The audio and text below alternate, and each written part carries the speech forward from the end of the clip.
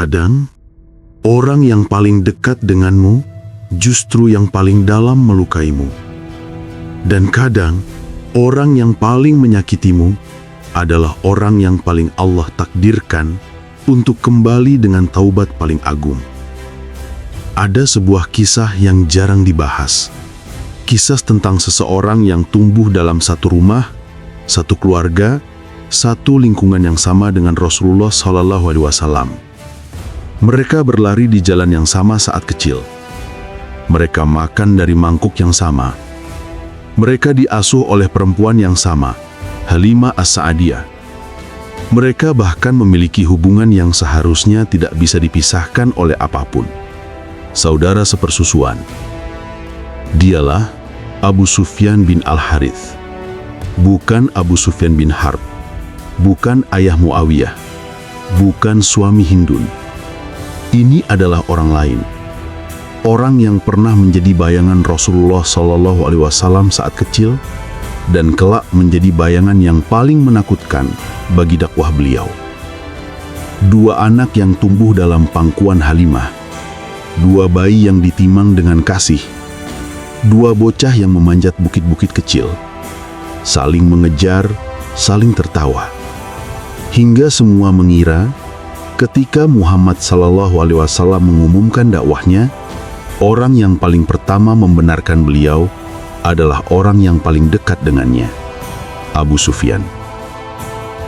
Tapi takdir Allah selalu memiliki sisi yang membuat manusia terdiam. Sebelum kita membuka kisah ini lebih dalam, jadilah salah satu hamba yang ikut membantu syiar Islam agar terus hidup, menyala, dan menyentuh hati-hati yang mungkin sedang jauh. Dukunganmu melalui subscribe, like, dan komentar, meski sederhana, bisa menjadi amal jariah yang tak pernah putus. Semoga menjadi jalan menuju ridho Allah dan surganya. Jazakumullahu khairan. Semoga Allah lembutkan rezekimu dan mudahkan seluruh urusanmu. Bismillahirrahmanirrahim. Saat Muhammad SAW berdiri di Bukit Safa, mengumumkan risalahnya kepada keluarga Bani Hashim, justru Abu Sufyan adalah orang pertama yang hatinya terbakar marah. Seolah ada bara yang tiba-tiba menyala tanpa sebab. Seolah semua kenangan masa kecil terhapus, hanya karena satu kalimat, "Aku adalah utusan Allah." Sejak hari itu, seorang yang dahulu paling dekat berubah menjadi orang yang paling jauh. Orang yang dahulu membela, kini mencerca. Orang yang dahulu memuji, kini melukai.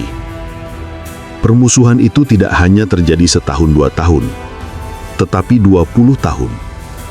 20 tahun penuh kebencian, syair-syair penghinaan, serangan-serangan lisan yang lebih tajam dari pedang. 20 tahun mempengaruhi Quraisy agar membenci Nabi SAW. 20 tahun menyalakan semangat memerangi Islam.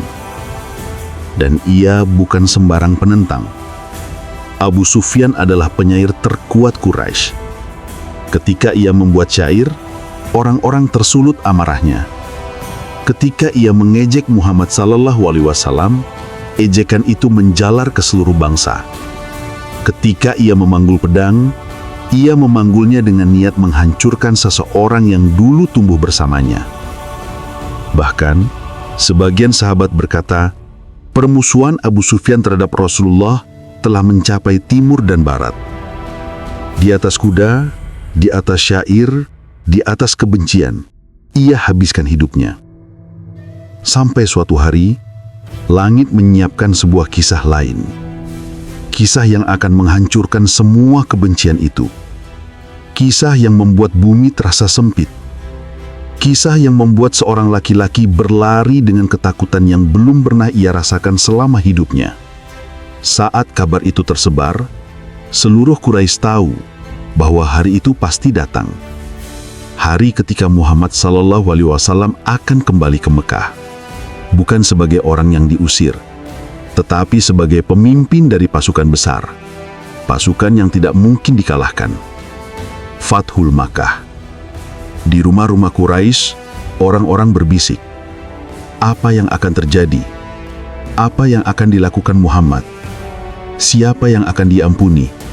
Siapa yang akan dibunuh? Dan di tengah kecemasan itu, ada satu laki-laki yang ketakutannya jauh melebihi seluruh penduduk kota. Abu Sufyan bin Al-Harith. Ia berjalan mondar-mandir. Nafasnya berat. Dadanya rasanya seperti dihimpit batu. Ia melihat kepada istrinya, anak-anaknya, budaknya. Dan ia berkata, "Bersiaplah, kita harus pergi dari Mekah. Muhammad hampir tiba. Jika kaum muslimin menangkapku, aku pasti dibunuh." Tapi istrinya menjawab dengan kata-kata yang menghantam nuraninya seperti pedang yang meluncur. "Apakah matamu belum terbuka? Orang Arab dan Ajam telah tunduk kepada Muhammad. Semua telah mengikuti agamanya. Engkau saja yang masih keras kepala. Padahal engkaulah orang yang paling pantas mendukungnya." Kata-kata itu bukan hanya sebuah nasihat. Ia seperti pintu yang tiba-tiba dibuka oleh Allah. Sebuah cahaya kecil masuk ke dalam hatinya yang gelap. Sebuah sinar yang menembus permusuhan 20 tahun. Ia terdiam. Lalu ia merasakan sesuatu yang belum pernah ia rasakan selama hidupnya. Penyesalan. Penyesalan yang membuat hatinya roboh. Penyesalan yang membuat tanah di bawah kakinya terasa seperti jurang. Ia berkata, "Siapkan onta, siapkan kuda." Ia membawa budaknya Maskur, ia membawa anaknya Ja'far. Dan ia pergi meninggalkan Mekah bukan untuk berlari dari Muhammad SAW, tetapi untuk menuju beliau. Bukan untuk memerangi, tetapi untuk menyerah. Bukan untuk datang dengan kepalan tangan, tetapi dengan dada yang remuk, dengan hati yang porak-poranda. Ia menyamar, ia menutupi wajahnya, ia menghindari jalur utama pasukan muslimin. Karena ia tahu, sebelum bertemu Nabi SAW, mungkin ia akan dibunuh oleh para sahabat yang masih mengingat luka-luka lama. Ia berjalan puluhan mil, sampai akhirnya ia mendengar bahwa Rasulullah SAW sedang berada di sebuah tempat antara Mekah dan Madinah. Dan di sanalah, untuk pertama kalinya dalam 20 tahun, ia memperlihatkan wajahnya kepada orang yang paling ia sakiti. Rasulullah Shallallahu Alaihi Wasallam keluar bersama rombongannya. Abu Sufyan melihat beliau dari kejauhan. Jantungnya seolah berhenti. Tangannya gemetar. Ia membuka penutup wajahnya. Ia maju perlahan, sampai akhirnya mereka saling berhadapan. Rasulullah menatap wajahnya, sekilas saja. Tapi dalam tatapan itu, ada luka 20 tahun, ada penghinaan, ada syair-syair buruk, ada serangan-serangan yang menyakitkan. Dan Rasulullah Shallallahu Alaihi Wasallam memalingkan wajahnya. Abu Sufyan bergerak ke sisi lain. Ia berdiri lagi di depan Nabi Shallallahu Alaihi Wasallam. Tapi Nabi berpaling lagi. Sekali, 2 kali, 3 kali. Semua sahabat menyaksikan. Dan ketika mereka melihat Nabi berpaling, mereka pun ikut berpaling. Abu Bakar berpaling, Umar berpaling dengan lebih keras. Para sahabat lain pun menunduk dengan wajah masam. Satu-satunya orang yang menyapa Abu Sufyan justru menyapanya dengan cacian. Seorang Ansor berteriak, "Wahai musuh Allah, engkau yang menyakiti Rasulullah, engkau yang menyalakan kebencian di timur dan barat." Orang-orang mulai memandang tajam. Sebagian hampir menghunuskan senjata. Dan saat itu, Abu Sufyan merasakan sesuatu yang tidak pernah ia rasakan. Kesepian total. Tidak ada tempat untuknya. Tidak ada wajah yang menyambutnya. Tidak ada tangan yang mau menyentuhnya. Ia berusaha mendekati Abu Bakar. Abu Bakar menghindar. Ia mendekati Umar. Umar menghindar lebih jauh. Ia mendekati Al-Abbas, pamannya.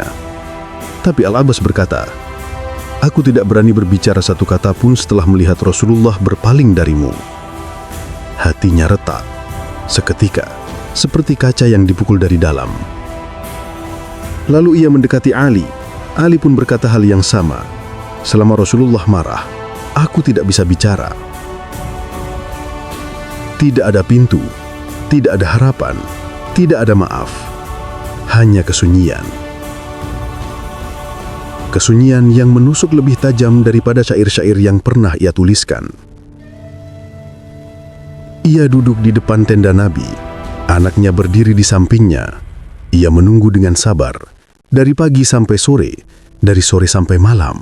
Setiap kali Rasulullah SAW keluar, beliau berpaling. Setiap kali beliau masuk, beliau tidak memandang sedikit pun. Hingga akhirnya, Abu Sufyan merasa bahwa dirinya akan hancur. Ia berkata kepada istrinya, "Jika Rasulullah tidak memaafkan aku akan membawa anakku ini ke padang pasir, dan kami akan mati kelaparan." Ancaman itu bukan ancaman putus asa biasa. Itu adalah keseriusan seorang ayah yang tak lagi punya tempat di bumi. Dan ketika ucapan itu sampai ke telinga Nabi SAW, beliau terdiam. Ada sesuatu yang berubah. Ketika pagi datang, Nabi keluar dari tenda. Untuk pertama kalinya, beliau tidak memalingkan wajahnya seketika. Tatapan beliau melembut, seolah ada pintu kecil yang mulai terbuka. Abu Sufyan menangis, tapi ia diam. Ia tidak berani mendekat. Hatinya berkata, mungkin Allah sudah membuka sedikit dari pintu pengampunan itu. Namun ia tetap tidak tahu kapan pintu itu benar-benar terbuka, hingga datang hari yang akan mengubah seluruh hidupnya. Perang Hunain. Dalam Perang Hunain, musuh datang dengan jumlah yang besar. Panah-panah berjatuhan dari atas bukit seperti badai. Kaum muslimin kacau, banyak yang lari, banyak yang menundukkan kepala. Bahkan sebagian hampir meninggalkan Rasulullah SAW sendirian. Tapi di tengah kekacauan itu, ada satu orang yang berdiri seperti gunung. Abu Sufyan bin Al-Harith. Ia turun dari kudanya, ia mencabut pedangnya, ia memecahkan sarungnya agar pedang itu tak bisa kembali. Itu tanda ia siap mati. Ia berdiri di sisi kanan Rasulullah, sedangkan pamannya, Al-Abbas, memegang tali kekang kendaraan Nabi di sisi kiri. Dan untuk pertama kalinya, setelah 20 tahun permusuhan, Abu Sufyan berdiri bukan sebagai musuh, tapi sebagai pelindung. Ia mengayunkan pedangnya seperti singa yang terlepas dari rantai. Ia menebas siapa saja yang mendekati Nabi SAW. Panah menghantam tubuhnya, debu memenuhi wajahnya, tetapi ia tidak bergerak sedikit pun dari samping Nabi. Ia rela mati. Saat itu, Rasulullah melihat keteguhannya, melihat keberaniannya, melihat hatinya yang terbelah menjadi dua, kemudian ditambal oleh cinta kepada Allah dan Rasul-Nya. Beliau bertanya kepada Al-Abbas, "Siapa laki-laki itu?" Al-Abbas menjawab, "Itu sepupumu, Abu Sufyan bin Al-Harith." Saat itu seolah bumi berhenti berputar. Beliau berkata dengan suara yang akan mengubah hidup manusia ini selamanya, "Allahumma ghfir lahu kullu adawah." Ya Allah, ampunilah semua permusuhannya terhadapku. Abu Sufyan mendengar itu. Seluruh tubuhnya bergetar, kakinya lemas, tangisnya pecah tanpa suara. Ia meraih kaki Rasulullah yang berada di pijakan pelana, dan ia menciumnya sambil air matanya jatuh seperti aliran air dari bukit. Dan Nabi berkata kepadanya, "Saudaraku, majulah, tebaslah pedangmu." Dengan satu kalimat itu, seluruh masa lalu Abu Sufyan dibakar oleh rahmat. Dan dari abu itu, ia bangkit menjadi seorang yang berbeda. Ia menyerang musuh-musuh Islam dengan kekuatan yang tidak pernah ia punya sebelumnya. Kaum muslimin terinspirasi oleh keberaniannya. Mereka bangkit, mereka mengejar musuh sejauh 1 farsakh. Hunain berubah menjadi kemenangan besar. Dan sejak hari itu, Abu Sufyan menjadi orang yang paling dicintai Nabi. Hidupnya berubah total. Jika dahulu ia bersibuk mencaci Rasulullah, kini ia bersibuk mencaci dirinya sendiri karena masa lalunya. Jika dahulu ia menulis syair untuk merendahkan Islam, kini ia menulis syair untuk memuji Nabi dengan ketulusan yang menyala. Ia sholat tanpa lelah, ia menangis tanpa malu, ia masuk masjid sebagai orang pertama dan keluar sebagai orang terakhir. Ia tidak pernah menatap wajah Nabi SAW secara langsung lagi, karena ia terlalu malu dengan masa lalunya. Suatu hari Rasulullah SAW melihatnya. Beliau bertanya kepada Aisyah, "Wahai Aisyah, tahukah engkau siapa laki-laki itu?" Aisyah menjawab, "Tidak, wahai Rasulullah." Beliau berkata, "Itu Abu Sufyan bin Al-Harith. Lihatlah, dialah orang pertama yang masuk masjid dan orang terakhir yang keluar. Pandangannya tidak pernah melebihi tali sandalnya karena rasa malunya kepada Allah dan Rasulnya." Itulah bentuk taubat yang sesungguhnya, bukan hanya kata-kata, tetapi perubahan hidup dari ujung kaki sampai ujung kepala. Ketika Rasulullah SAW wafat, Abu Sufyan menangis seperti seorang ibu kehilangan anak tunggal. Ia menangis dengan tangis paling dalam, paling pilu, paling patah. Seluruh hidupnya seolah retak lagi. Ia kehilangan seseorang yang pernah ia sakiti, tapi juga seseorang yang mencintai dan memaafkannya dengan kasih sayang yang tidak dimiliki manusia manapun. Dan ketika masa kekhalifahan Umayyah datang, Abu Sufyan merasa bahwa ajalnya sudah dekat. Ia menggali kuburnya sendiri dengan kedua tangan 3 hari sebelum ia wafat, seolah ia sudah membuat janji dengan kematian. Ia duduk di sisi kubur itu. Ia memandang kepada istrinya, kepada anak-anaknya, dan ia berkata, "Jangan menangisi aku. Demi Allah, sejak aku masuk Islam, aku tidak pernah tergelincir dalam dosa besar." Ia wafat dengan wajah tenang. Dan ketika berita wafatnya sampai kepada Umar bin Khattab, Umar menangis lama. Para sahabat pun menangis. Sebagian berkata, wafatnya Abu Sufyan adalah musibah besar bagi Islam. Dari musuh terburuk menjadi sahabat paling setia, dari penentang paling keras menjadi penopang agama, dari hati yang gelap menjadi hati yang bercahaya. Inilah bukti bahwa pintu taubat tidak pernah tertutup selama seseorang masih hidup.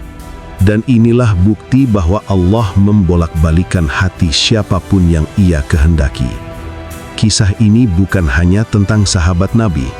Kisah ini tentang kita, tentang dosa-dosa kita di masa lalu, tentang aib-aib yang kita sembunyikan, tentang kesalahan yang kadang membuat kita ingin menyerah. Allah tidak melihat masa lalumu. Allah melihat hatimu yang kembali. Dan selama hatimu kembali, maka engkau tidak berbeda jauh dari Abu Sufyan bin Al-Harith. Semoga Allah menganugerahkan kita taubat yang jujur, hati yang kembali, dan akhir hidup yang husnul khotimah. Assalamualaikum warahmatullahi wabarakatuh.